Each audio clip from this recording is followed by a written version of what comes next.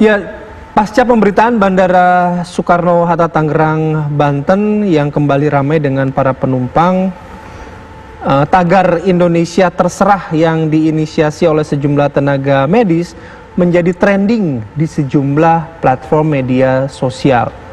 Mereka menunjukkannya dengan menggunakan APD sambil memegang kertas bertuliskan Indonesia Terserah. Ini menyuarakan kekecewaan mereka lantaran kebijakan penanganan COVID-19. Nah, tagar Indonesia Terserah ini semakin santer pasca pemberitaan Bandara Soekarno-Hatta yang kembali ramai setelah para penumpang akan datang ke lokasi itu dan berangkat ke tempat tujuan mereka masing-masing.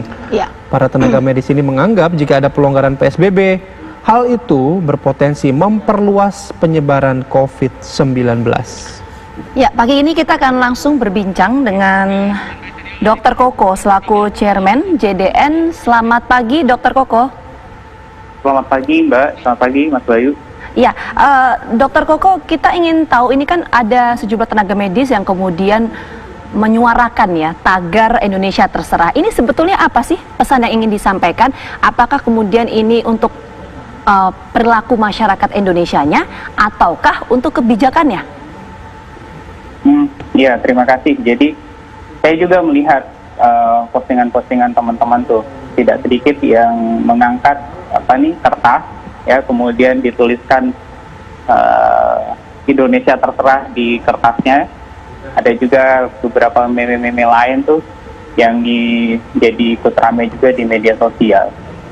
Tapi kalau saya melihat, saya ingin melihat ini sebagai sebuah upaya sebenarnya dari teman-teman tenaga medis, kemudian mereka yang sudah selama mulai dari Maret sampai Mei itu mencoba memberikan perspektif kepada masyarakat, mencoba memberikan edukasi kepada masyarakat agar lebih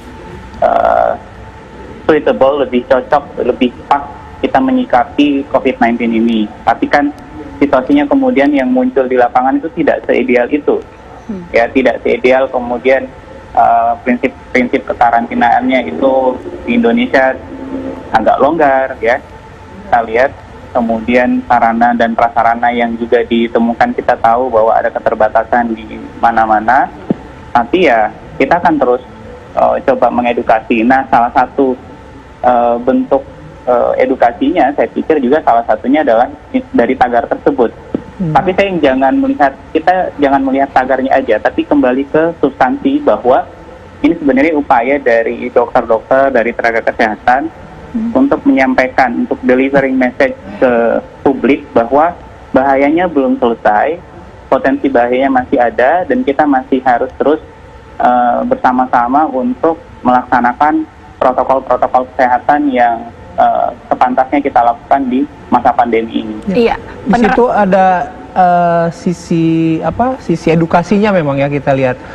Nggak bosan-bosan edukasi. Iya, betul gitu. Tapi kalau misalnya Dokter Koko boleh cerita nih, Dok. Mungkin Dokter Koko sendiri atau teman-teman yang curhat ketika melihat Bandara Soekarno-Hatta tiba-tiba rame. Terus ada ada penutupan salah satu gerai makanan, di situ juga rame gitu. Nah, dari kacamata atau setidaknya dari tenaga medis itu, pada saat lihat itu gitu, yang dirasakan tuh apa, Dok?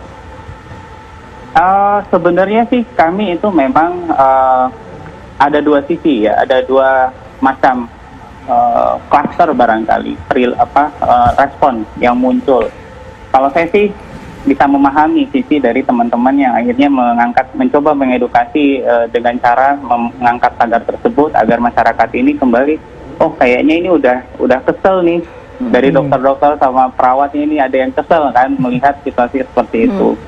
Tapi saya sendiri juga mencoba melihat kerangkanya secara lebih utuh. Ini kan kalau kita lihat itu tidak terjadi dalam satu malam tuh.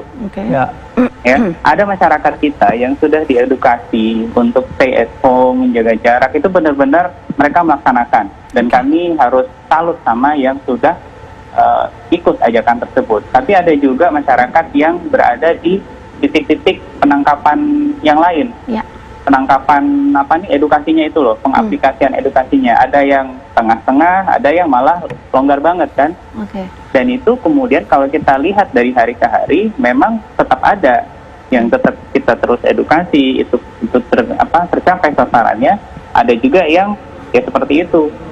Akhirnya mereka dianjurkan untuk mudik online, tapi mudiknya mudik offline tetap. Iya. Nah, dokter, tetap ada seperti ini nih. Dokter Koko, dari yang tadi Dokter Koko sampaikan itu, dampaknya yang dirasakan oleh tim dari tenaga medis sejauh ini seperti apa, dokter? Ya. Jadi gini, yang kita harus paham, teman-teman tenaga medis itu juga manusia, ya. Dokter, teman-teman perawat, mereka yang berjibaku nih di seluruh sistem kesehatan kita saat ini, itu tentu we are human ya. Kami adalah manusia juga. Jadi pada satu titik mungkin ada potensi fatigue, kelelahan, potensi burnout, kan hal semacam itu bisa terjadi. Nah, tapi basicnya teman-teman tenaga kesehatan ini itu di waktu selama pendidikan itu memang udah ditempa keras tuh. Jadi ya kadang kita cuma perlu pelampiasan sedikit gitu ya. Kayak gue kesel nih, jadi dia menulis.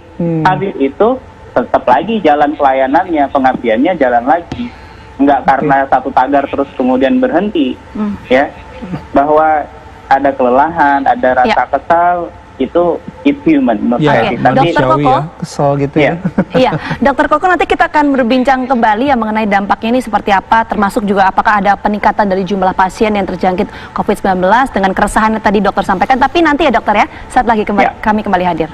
Terima kasih.